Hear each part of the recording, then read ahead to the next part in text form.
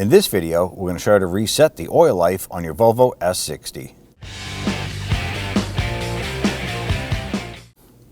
With the key in the ignition, we're going to go ahead and turn it 2 clicks.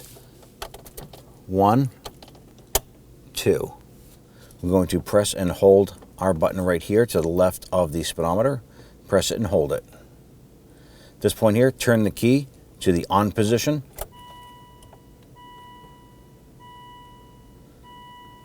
The flashing light on the triangle will go away. You can release the button.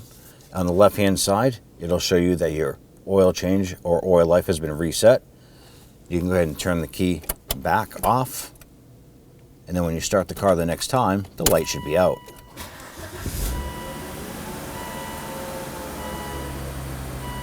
And you're all set.